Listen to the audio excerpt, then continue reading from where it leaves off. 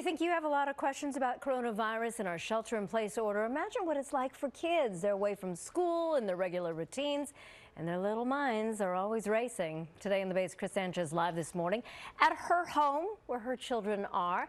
She's got some ideas about, talking it out with the kids. Kris? Well, hi there, Laura. It's been such a nice thing to see how many people are trying to make this information digestible. There's so many resources online to help explain these things, these complicated times to our kids.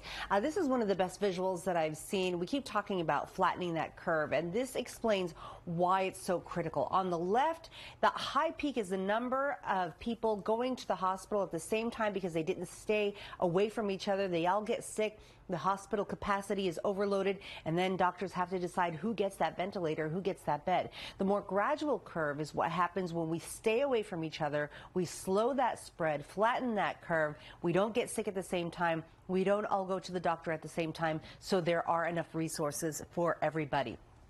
For the younger kids, I found this comic explaining coronavirus and what we can do to prevent the spread. NPR put it together. You can actually print it and fold it like a comic book. I posted a link on my Twitter feed if you want to do that and show that to the kids. I thought that was kind of a cute way to do it.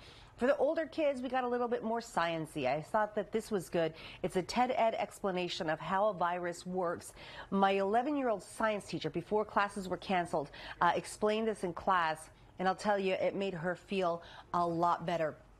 Here at home, we're also taking the time to journal, which maybe sounds a little bit hokey, but it's not like a Dear Diary, I'm feeling like this necessarily, because they were kind of resistant to that.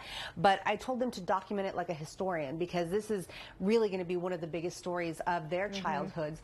So we said, write it down, talk about how you're feeling. Of course, as parents, we know our kids best. This may not work for your kid. Something else might work. But definitely, we're here. If people have questions that they don't think that they can answer, we're professional diggers. We will try and help and find the answer for you as well. Right, Laura? Definitely so, because we're all in it together. And don't read those diaries just in case they say they like a new little boy or something. Watch out, Kris. I know they're asleep right now. It would be nice if they were talking about something so normal. Right, exactly. Moms can be nosy. All right, thanks so much. Really good advice there. All right. It is 6:09.